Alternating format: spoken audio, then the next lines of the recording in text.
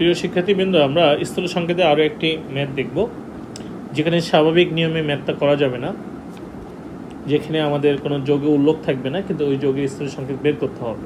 যেমন বলা হচ্ছে যে এক্স যৌগ, সেই যৌগের 24.5 গ্রামকে বিশ্লেষণ করা হয়েছে।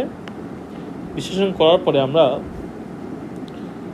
কি কি পেয়েছি? আমরা পেয়েছি হচ্ছে 0.5 গ্রাম হাইড্রোজেন, তারপরে কি পেয়েছি 8 গ্রাম সালফার, আর পেয়েছি হচ্ছে 16 গ্রাম অক্সিজেন।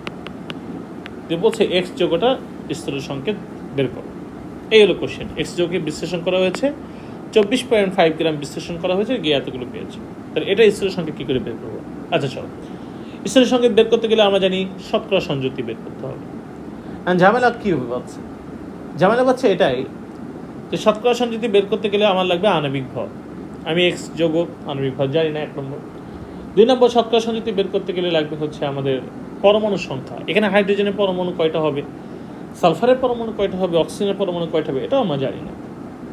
তাহলে এই ক্ষেত্রে স্থূল সংকেত বের করার, তাহলে কোশ্চেন হচ্ছে স্থূল সংকেত। এই ক্ষেত্রে স্থূল সংকেত বের করার জন্য আমরা ডিরেক্ট সূত্রে চলে যাবো। স্থূল সংকেতের সূত্র হাইড্রোজেন সমান সমান আমরা ডিরেক্ট গ্রামটা বসাবো, কত গ্রাম ডিভাইডেড বাই তার পারমাণবিক ভর। অক্সিজেন কত গ্রাম আছে, 16 গ্রাম ডিভাইডেড বাই তার পারমাণবিক ভর 16। তারপরে হচ্ছে সালফার, সেটা কত গ্রাম পাওয়া গিয়েছে, 8 গ্রাম ডিভাইডেড বাই তার পারমাণবিক ভর। এখানে এই যে গ্রাম দেওয়া আছে, এটাকে আমরা পার্সেন্টেজ ধরে ম্যাথ করতে থাকবো। তাহলে 0.5/1 16 ডিভাইডেড বাই 16 8 ডিভাইডেড বাই 32। তাহলে 0.5/1 এটা যদি আমি হিসাব করি, তাহলে এটা মান আসবে 0.5, এটা আসবে হচ্ছে 1, এটা আসবে 0.25। তাহলে সবচেয়ে ছোট সংখ্যা কোনটা? 0.25। তাহলে পুনরায় আমি 0.25 সবাইকে ভাগ করি। তাহলে 0.25 0.25 0.25, তাহলে এটা আসবে হচ্ছে 2, এটা আসবে 1, এটা আসবে এটা আসবে হচ্ছে 4, এটা আসবে হচ্ছে 1। তাহলে আলটিমেটলি হাইড্রোজেন হবে 2টা, সালফার হবে 1টা, অক্সিজেন হবে 4টা।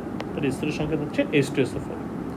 তাহলে যেসব যৌগে এরকম দেওয়া থাকবে, কোনো ডিরেক্ট উল্লেখ থাকবে না যে যৌগটা কী এবং সেটার এত গ্রাম বিশ্লেষণ করলে এত গ্রাম পাওয়া গিয়েছে, এরকম যদি থাকে, তাহলে ওই যে কত গ্রাম পাওয়া গেছে, এটাই তার পার্সেন্টেজ ধরে আমরা ম্যাথ স্থূল সংকেত বের করব, করে আমরা ডিরেক্ট লাস্টে বলবো যে যৌগটার নাম এত।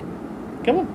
যদি দেখো যে এরকম ভাগফল করেও পয়েন্ট আসতেছে, ধরে নাও একটা কোনো একটা ক্ষেত্রে এমন আসছে, দেখো এটা আমি আশা করি এটা সবাই বুঝতে পারছো H2SO4 কীভাবে হচ্ছে এবং কীভাবে সেই স্থূল সংকেত বের করো। এমন যদি কখনো হয় যে তুমি মনে করো এরকম ভাগফল করে তাও 2.2 1.2, হ্যাঁ, তবে 3.2 পারছো, মানে ভাইয়া ভাগফল ছোট সংখ্যা দিয়ে সবাইকে ভাগ করছে, তারপরেও এরকম আসছে, ধরে নাও, তখন তুমি কি করবা? কোশ্চেন এগুলোকে আমি এরকম লিখবো, H 2.2, S 1.2, অক্সিজেন 3.2, এরকম লিখবো? এরকম সদস্য আসবে না। তাও তো বলা যায় না তোমাদের স্কুল ভাই তাদের কী দিয়ে দেয় তা ঠিক নেই, হ্যাঁ, এমনি তাদের কাছে পাও না তোমরা, খুবই অভিযোগ তাদের।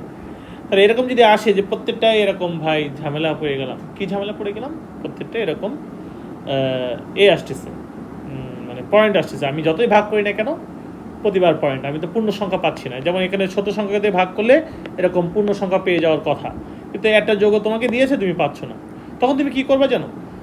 এই যে প্রত্যেককে পূর্ণ সংখ্যা নেওয়ার জন্য প্রত্যেকের সাথে তুমি 10 গুণ করো, দেখো সবগুলো পূর্ণ সংখ্যা হয়ে যাবে। তাহলে হয়ে যাবে কত? 22, H 22 ধরে নাও আর কি, সালফার হয়ে যাবে 12, অক্সিজেন হয়ে যাবে 32। বুঝা গেছে? এটা আমি H সালফার অক্সিজেন এটা জাস্ট রূপক অর্থে বোঝাচ্ছি যে এরকম যদি থাকে, তাহলে তুমি এরকম সবগুলোকে পূর্ণ সংখ্যা নেওয়ার জন্য যদি 100 গুণ করা লাগে, যদি 100 গুণ করে দেখা যায় সবাই পূর্ণ সংখ্যা হবে, 100 গুণ করো। যদি মনে করো 5 গুণ করলে হবে, তাহলে 5 গুণ করো। যদি দেখো যে না 2 গুণ করলে হয়ে যাবে, তাহলে 2 গুণ করো। তাহলে লিখবে তখন যে